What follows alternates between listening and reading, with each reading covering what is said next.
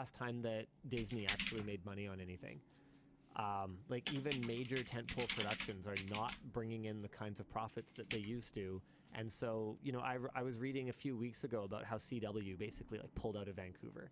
So that was one of the networks that used to shoot a bunch up here in Vancouver and was one of the cornerstones of the local production industry. And they were just like, yeah, we're like basically canceling all of our scripted shows because they're too expensive. Forget it. See you later. So the networks are looking for excuses to cut costs. And then you have a whole bunch of people voluntarily going, okay, you don't have to pay us right now. And then the networks are kind of sitting there going, like, did you see that alleged they don't have houses or whatever? Alleged quote about basically starving them out? So something that came out today is that the Screen Actors Guild released guidelines for influencers. Yeah. For, you know, how to, well, I really think they could have done this in a more constructive way, because, you know, frankly, I'm not a member of the Screen Actors Guild. I will never be a member of the Screen Actors Guild, so, like, you actually cannot dictate the terms of engagement to me, and it was done pretty poorly. Their wording's pretty aggro. It's yeah. Like, if you so much as post a picture of yourself putting on pink shoes to go watch the Barbie premiere, then you are in violation of the picket line, and you're a terrible person. You will be banned from ever joining the Screen Actors Guild. Yeah. It's like, bro, I am not good enough to join the Screen Actors Guild. Yeah, and I will never be an actor. And also, like, are you kidding me? You know, this isn't even a paid engagement or whatever. But regardless of their tone, and regardless of whether they actually are the boss of me or not, you know, I fully support them, even if I feel like the battle is pretty worrying. You know when you're in like Total War, right? And there's that bar in the bottom that's like green and red for the strength of your remaining forces versus you know the... this? I play video games. When's the last time you played Total War? Don't worry about it. When was it? I don't know, like a month ago? What? Yeah, I was just goofing around.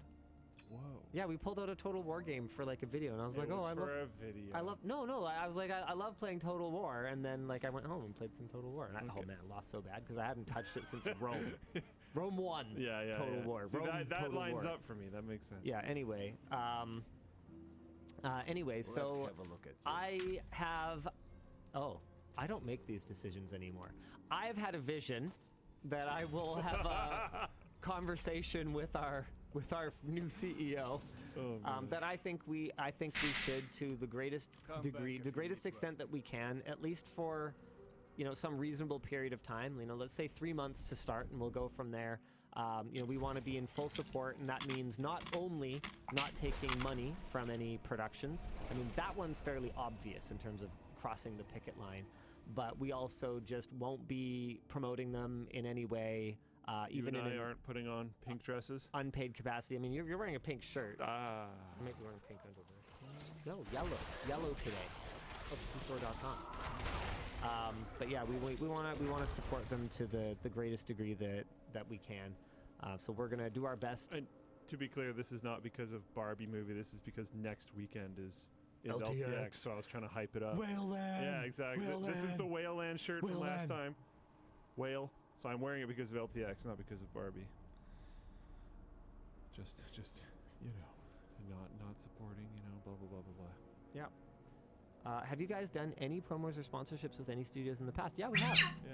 Actually, not very often. It's kind of surprising. Surprisingly infrequent. Yeah, like but the number of happened. video game movies and stuff like that come out, and it doesn't occur to them to go to gaming and tech influencers. I'm just like, do people even try? We tried doing a thing with Hot Wheels. Am I a joke to you? And I thought Hot Wheels was going to be all over it.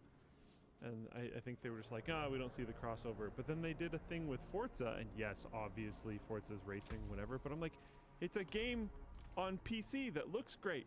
People like building really nice PCs to play Forza with. Like, how do you guys not see the crossover? There's people that like Hot Wheels, that like computers. Come on. Anyways, should we move on? Yeah, keep it chill in the chat, guys. You know, union versus no union, it's not a black and white issue. No. if you think it is, you're wrong. Yeah. It's just not. It's nuanced and complicated, and every situation is a little bit different. And this situation is very challenging. That's all I have to say. It's time for a couple merch messages. If you guys are wondering, super chats, Twitch bits, those are not the way to interact with the show. The way to interact with the show is with merch messages. All you got to do is head over to lttstore.com, where we actually have a couple pretty exciting things to talk about this week. You head over to lttstore.com, and in the cart, you will see a box with to fill in a merch message when we're live, and it will pop up down here, thanks to Producer Dan, boop, or Producer Dan will reply to your message with his fingers like that. Oh, my button's not working. I can't show Producer Dan anymore. Oh, nope, it's working now. Cool. Okay, or Producer Dan will reply, or he will curate a couple for me and Luke to talk about. Dan, do you have a couple for us to maybe show how merch messages work? Yeah, sure. Let's see what we've got here. Question for Luke. I recently started a job as a full-stack developer for the government. I'm wondering how you feel about the differences between private versus public and switching between the two. Oh, like private and public sector work? I believe so, yeah. I believe so. Yeah. I don't know. Have you ever worked for public? No, I don't think I have a very satisfactory answer here. They're both very legitimate lines of work. I think there's a immense amount of red tape to jump through on the public sector side of stuff. That can be an immense amount of red tape on the private sector side of things, too. Exactly. It depends what you're doing, and it also depends on where you are at in the chain. If you're working in public sector, but you are just, dealing with the tickets, maybe there's no red tape for you to jump through. You're just doing what you have to do. So I don't know. I'm sorry. I really don't have a lot to say. I have no issue. Like, if someone applied here and they had public sector experience, I'm just going to count that as the same as someone who had private sector experience. Like, it doesn't mean anything different to me personally. It might be particularly interesting depending on where you worked in the public sector and what you were working on, but that's the same for private sector. So, yeah. Yeah, absolutely. I mean, I think that there's some general rules that you can kind of apply.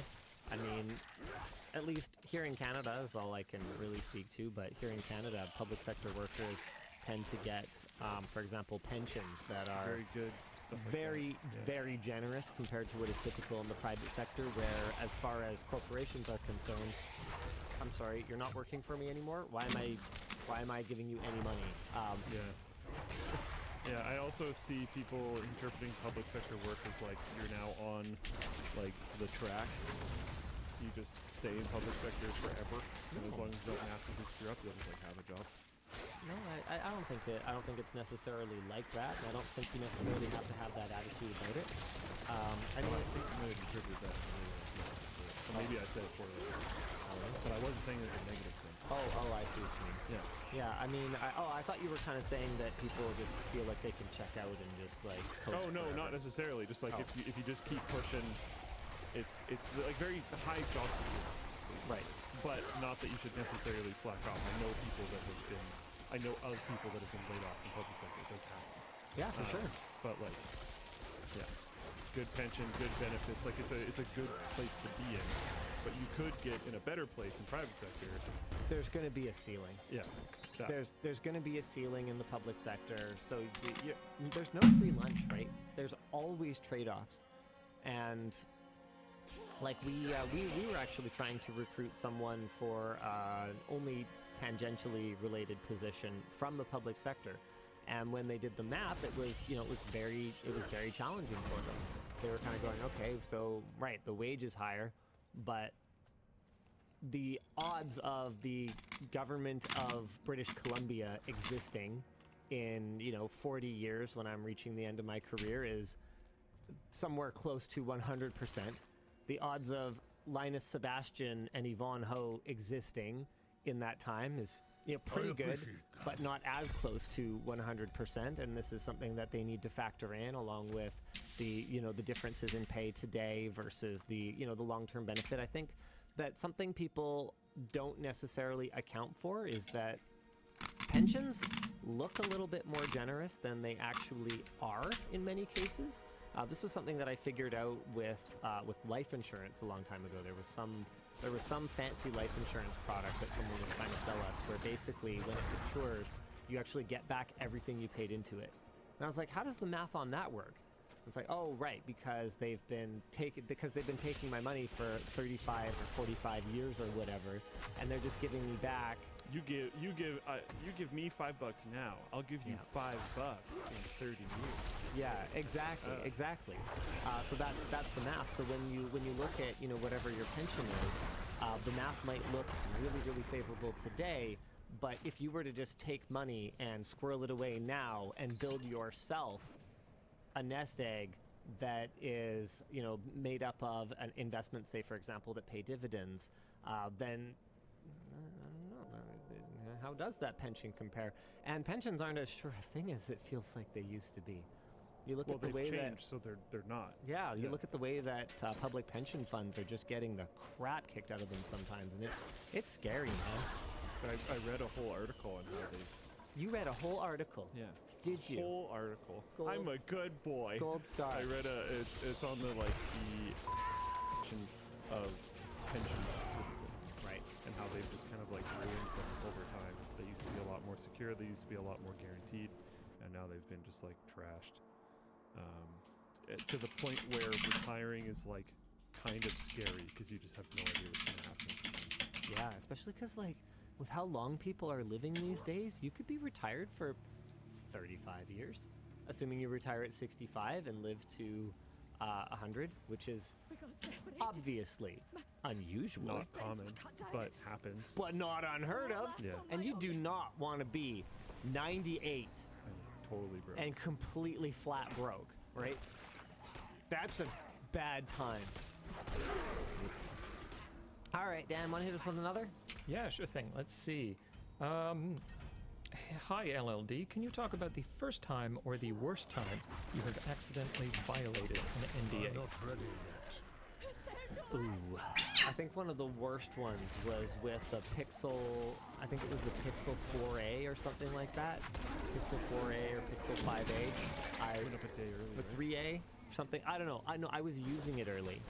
And I was on WAN show and I pulled out my phone. I was going to say it's probably on my show. Yeah, I know. It's okay, companies. I understand. He does it to me too. Yeah, I mean, at least it's been an accident every time, but there's been at least a handful of times that I have accidentally violated an NDA. I think there was a video that was accidentally scheduled one day early, or one minute early. Yeah, I mean, it's one of those things where a common time for NDAs to expire is 6 a.m. Pacific time, and the reason for that is that it's still the previous evening, whichever way the date line goes, I can never remember. But it's still the following evening in Southeast Asia and China, and then it's still daytime in Europe. So it's it's morning in Europe. No, it's afternoon in Europe, morning to late morning in North America, and it's still evening in Australia and China and stuff. And so it's an ideal time from a global, sending out emails and publishing videos standpoint. But most people in this company don't get up at 6 in the morning, so we will sometimes have videos that are just scheduled to go live, and wait a moment. nobody's there looking at them, and if they include some information that they weren't supposed to, or if they go up at 5 instead of 6 because we clicked the wrong button or whatever, and people try to contact us, and we're asleep, right? So sorry, I guess. Yeah. It's not really much that we can do about that. I'm just trying to find if there's anyone that has. Searching my inbox for NDA brings up. Here's result 1 to 100 of many. Yeah. So I was trying to find if anyone complained to me about anything, but I don't see anything. Generally speaking, we try to be pretty clean about that stuff because it's a really quick way to not be able to get review samples anymore, breaking embargo or violating a non-disclosure agreement. And to be clear, I know there's some people that are sort of just like anti any kind of agreement between media and manufacturers, but it's like, okay, what's your You can't get review samples at all if Yeah. there isn't NDAs in place. what's your proposed solution? They have magical fairies that they give the phone or the graphics card to that all depart their headquarters at different times to ensure that, you know, Slay the Bandit different flight Center. times to all the different places that these devices need to be delivered so that they'll all get it at exactly the same moment. You know, you want Mark Rober to design packaging that literally is indestructible until it can be opened at exactly the same time. Like, you got to be realistic, right? They do their best to get everything out at kind of the same time-ish, and then they have NDAs to ensure that everyone has a similar amount of time to work on their articles I'm or not their videos ready or whatever yet. the case may be.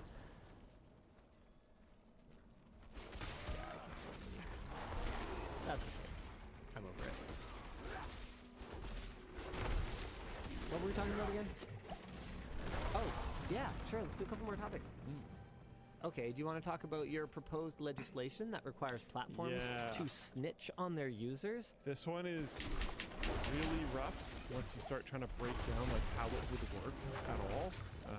The Senate Judiciary Committee has forwarded a piece of legislation, the Cooper-Davis Act, that would obligate online communication services and social platforms to report users to the DEA, I'm the not Drug ready Enforcement yet. Agency, if the platforms suspect them of being involved in criminal drug activity. Okay, the problem with this is that, like, the definition of criminal drug activity Oh, yeah. is, I think we could say, outdated at best. Oh, yeah. Yep. The bill does not explicitly require providers. Imbalanced, maybe? It's also, especially in the States. Well, yeah, it's that's what we're state by talking about, state though. and stuff. Oh, it's all over the Like, place. it's so weird. And, like, in some places it'll be better, and I don't understand how this works. I'm not in that area. I don't do those things. But in some places recovery. it'll be federally illegal. Yeah. But I don't know. I think it's usually the other way around, where it's legal federally but illegal stateside.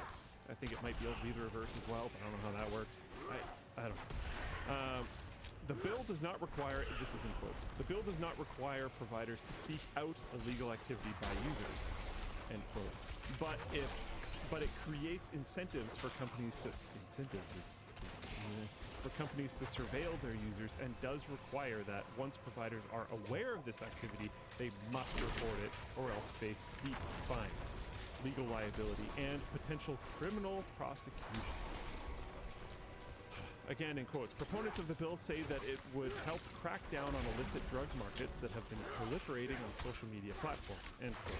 But privacy advocates have criticized the bill as potentially furthering, weakening, and in quotes, already inadequate privacy laws, strongly agree with that, and undermining encryption. Yeah, this is kind of brutal. Like, I'm looking at it going, you know, if someone, okay, look, I don't personally partake, so my ignorance may be pretty ignorant, but, you know, I could see someone using Facebook Marketplace, for example, hypothetically, to do some kind of transaction, let's say. You know how, okay, for example, you can't buy lawn darts on eBay. Okay. So everyone who wants to sell lawn darts on eBay sells the box for lawn darts. And oh, by the way, if lawn darts happen to be inside it, well, oh, whoops, I had no idea. So, like, I could see people, you know, selling pictures of a marijuana leaf on Facebook Marketplace, and, like, that's code for, yeah, I don't know. Maybe this is a thing, maybe it's not a thing. I legitimately actually don't know. But then, you know, where's the line for this? If Meta I am knows, selling an unknown brick. yeah, if Meta knows that people are doing this, all of a sudden, or if they suspect it even, all of a sudden are they required to, And especially a platform like Meta, where they're trying to gather any possible information about their users, they might have to, like, change what they're doing in order to not expect these types of things. The harshness of the penalty for failing to report is likely to encourage companies to over-report users for protected free speech, which may result in a chilling effect that prevents users from discussing past addiction, joking, or reaching out for help. The Senate has yet to put the act to a full floor vote. Again, it's not like it's not true. Some people are super mad that I'm not a pothead, and then others are like, yeah, I knew it. Mad that you're not a pothead? Yeah, I don't know. Well, people just like, having things in common. My with people. creator must do what I do, Well, or else I'm angry on the internet. I'm high on life, okay? Cut these ketchup chips. Damn.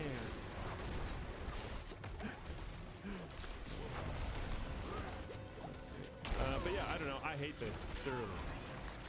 As someone who runs platforms, this sounds like the worst. Yeah, it sounds basically, I mean, even if we ignore the overreach, even if we ignore the complete lack of sensibility in narcotics laws in, I mean, really the world, the inconsistency as well, even if we ignore all those issues, how on earth could they possibly hope to enforce this? And I know you'll How can you prove that they knew that this user was how can they prove that the platform suspected a user of being involved in criminal drug activity? I wouldn't be surprised looking at the wording, at least for the penalties involved. I wouldn't be surprised if they were sending out bounties for reporting your company for not reporting things. You could make a bunch of money for throwing a company that employs you under the bus. I feel like the only sites and services that would really be doing any amount of assessment of users at this level would be really big sites and services that have lots of money and have lots of employees, and are probably at a point where they're like, the people coming to work here, they don't necessarily care too much about the company at that scale, so maybe they'll take the payday. I don't know. It just seems kind of whack to me. Yeah, Bixby in Flipton chat says suspicious activity reports are a thing for banking institutions, for example, to report suspected money laundering. Well, no, like in terms of how they could incentivize the employees, like what you're talking about. Okay, yeah. Yep, I could see that. And I mean, drugs are one of those things where you will definitely get people with very polarized opinions about it. You'll have people with the giant marijuana leaf on their t-shirt, literally walking down the street holding a bong.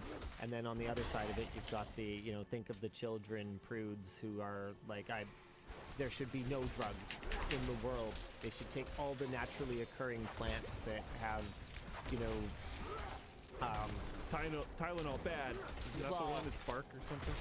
I don't remember. Not to that degree, but anything with a psychoactive effect should basically be put in a big fire. But not close to people in Australia, and we should get rid of all of it, right? So you've got both sides of this. So I think you're going to have people that are just essentially ready to go to war over this immediately after something like this would have passed. I mean, I was about to say I really don't see how this could possibly pass, but I don't know, wilder things have happened. You look at the Gong Show that was natural gas stoves or ranges a little while ago. Just how quickly people can form ranks and just go after each other. Also, given the number of recreational drugs these days that are pharmaceutical products, how on earth do you prove that I didn't need that Adderall? I must wait a minute. I mean, I didn't get it from the pharmacy in this case, so that's one thing. Well, maybe they were closed. That's if they're using it as a marketplace. But lots of these places, they're also including just talking about it. And I don't know, but I was looking at the things that I hear. You hear about a lot of fatalities from fentanyl, for example. That's a big one in Vancouver. We hear news about that all the time. But fentanyl is a drug they give in hospitals. So what if someone is prescribed fentanyl? Well, you wouldn't be I must wait a Is it only ever administered at Yeah, hospitals? because the amount of it to be That's fatal lethal is so tiny. very tiny. Yeah. What if you talked about how it had been, how you've had it before, Yeah. but you were just meant in a hospital? And it's Now you're reported to the police? even if that person doesn't ultimately end up in jail, look at the amount of administrative nonsense that you're creating. what a waste of time when police departments, quite frankly, have enough on their hands. One in Flipman chat says you should be prescribed fentanyl at home and stuff like that. No way. That sounds. Lost Insanity says, hey, so the state of Louisiana finally sent out an email today to those who were affected by the Department of Motor Vehicles hack that occurred. They're providing a year of life lock to anyone that was affected by it, but they finally notified people of it at least. This is something that I've found quite confusing for a long time. So you know how difficult it is to change a social insurance number, or for our American friends, a social security number? Once you have it assigned to you, you know how impossible it is to change your birth date, for example? Like these key pieces of information that can aid people in committing identity theft or fraud. The fact that the only mitigation that is offered are these monitoring services. Like LifeLock is one that I haven't heard of before, but I've heard of it before. I find. How have you not heard of LifeLock? LifeLock? Temporary amount of time with a private service. yeah, well, That's really weird to me. That's exactly kind of where I was going with that. So whether it's like TransUnion or LifeLock or any one of those kinds of organizations, why is this a thing? Yeah. This feels like one of those things where you look at it and you go, that's got to be lobbying. Oh yeah. Because the obvious answer is a permanent solution. Yes. And the not obvious answer is one that you pay a subscription to some rando third-party company that has had their own breaches in the past. I don't know if LifeLock has, but TransUnion certainly has. Forever. And I'm sorry, you're giving me 1 year? So what? If I'm a criminal mastermind, I basically just go, I'm await 365 days, this information will all still be valid, Come on, are you serious right now? This January is ridiculous. 15th, 2023, thousands of Norton LifeLock customers had their accounts compromised in recent weeks, potentially allowing criminal hackers to access customer password managers, the company revealed in a recent data breach notice. Don't worry. I'll look into Cool. it. No, that's a nice hat. I disagree. This is from Floatplane Chat. They do know better. I think they do know better. I think it's just the oldest reason in the world. It's money. Money. Man, if you want to go down a good rabbit hole, the fact that TurboTax exists at all. God, No, yeah. okay, you've already done this one then. Yeah. That enrages me.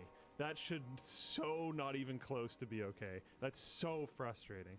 Like, I understand government services and some private services even. You shouldn't just be able to, like, crush companies from existing all the time and stuff like that.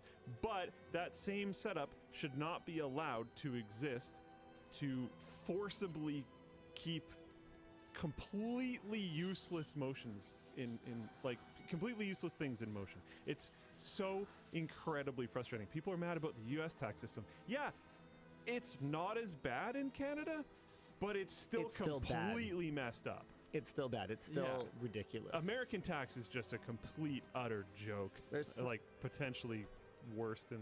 There's so much stuff that's so dumb. One of the things that I was just outraged to find out as an adult is that when you buy a secondhand vehicle, you have to pay sales tax on it.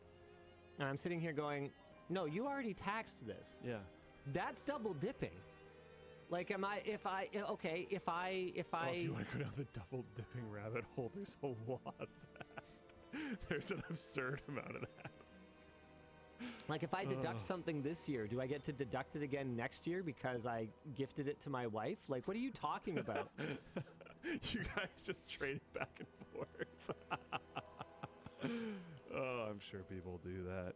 It's such a joke, man. Oh, I don't know. It's very, very, very frustrating. The whole, like, we know exactly how much you owe, but you need to tell us. And if you're wrong, you're screwed. It's Yeah. like, what?